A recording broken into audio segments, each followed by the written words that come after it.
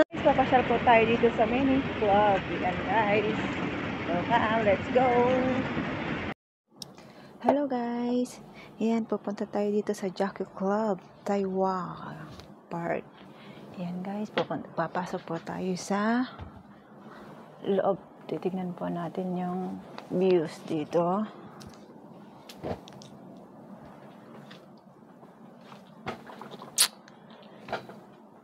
Yan, pupunta tayo dito sa loob mga kadaldalan. Tingnan po natin yung view. Yan. Sabi kasi nila napakaganda dito sa Taiwan Park. Kaya tignan po natin. Yan. Lilibutin po natin. Yan. Tara, let's go. Samahan niyo ako maglibot. Yan. Pasensya na po kung medyo malikot ang aking kamay kasi napagod na po sa paglalakad ba. Ayan. Pasok tayo dito sa park. Ayan. Maganda rin tumambay dito kung ano, yung pag wala kang pupuntahan, ganun. Maganda rin. Ayan, maglilibot tayo mga anak, guys. Ayan. Para makita po natin yung ganda ng Taiwan. Ayan, dito sa park banda dito. Makikita po natin yung ganda.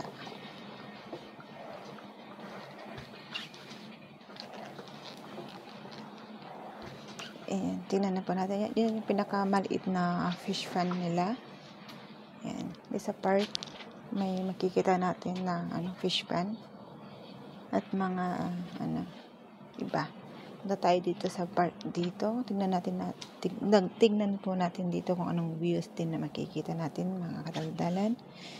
Ayan. May mga falls naman dito sa park na. Dito sa park dito makikita po natin yung mga falls din. Ayan, napakaganda siya.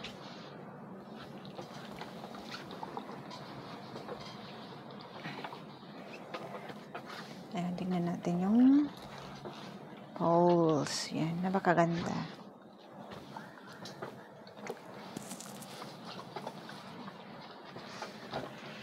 Yan, napakalinaw po ng tubig dito sa park. Malinaw po yung tubig nila kasi bawal po magpakain kung ano-ano dito. Kasi dito sa Taiwan Park, puno na siya ng maraming CCTV. Kaya bawal. Kasi pag nakita ka nila magpakain, may multa po dito na 1.5. Napakalinis dito sa park na dito kasi malinis yung tagalinis. Hindi sila nakaupo lang. Kaya naglinis talaga sila kasi makikita po nila. Yan, punta tayo dito sa park, sa banda dito. Tingnan natin kung ano din ang meron. Lilipot po tayo dito sa Taiwan Park.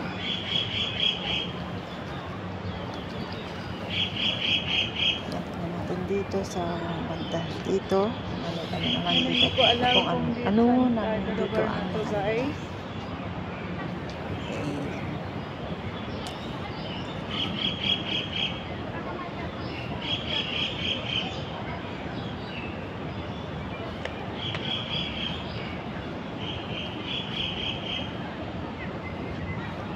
papasukin po natin yan sa park dyan na sa loob.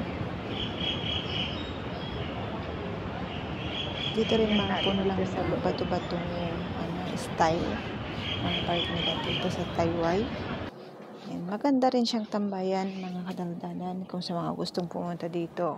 Siyempre, makaka-relax ka po kasi hindi po siya maingay. Ang maririnig mo lang dito yung ingay ng tubig at ibon kasi bawal po dito ang magpa-sound. Ayan po mga kadaldalan, pasukin po natin sa batong ito kung ano meron sa dulo.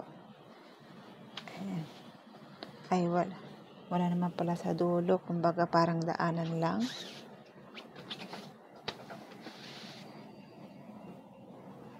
Ayan, punta tayo sa kabila. Ayan, maglilibot tayo mga kadaldalan para makita po natin yung park nila dito sa Taiwan. Para sa mga gusto din tumambay dito mga kadaldalan, pwede po din kayo para makarelax din kayo sa off day. Ay, tignan natin yung views. Napakaganda rin dito.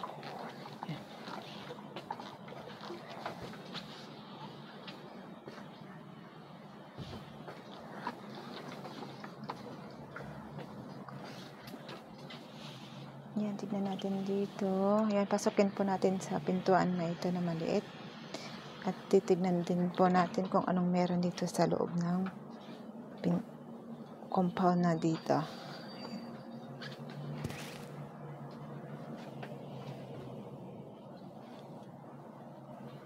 Ayan. May mga namamasyal din, mga iba, mga mahima.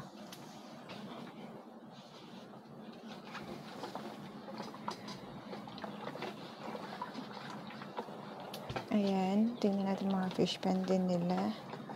Diba linaw yung tubig? Malinaw na malinaw po yung tubig nila.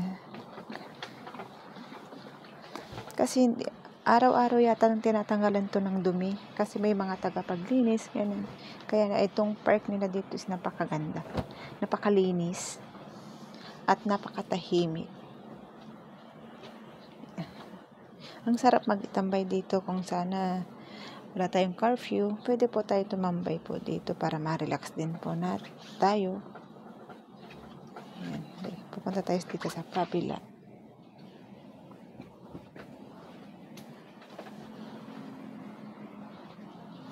Pupunta tayo dito sa kabila. Ayan.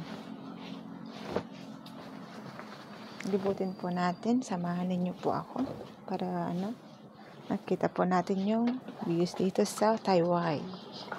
Jockey Club Taiwan.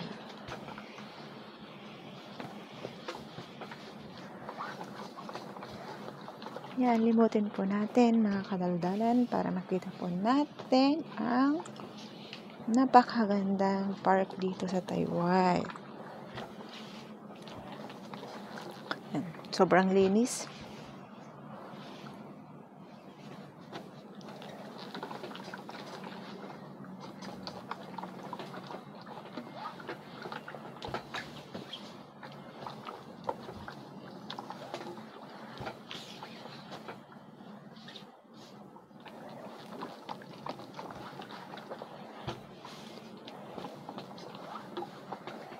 Yan, tignan po natin. Libot-libutin po natin.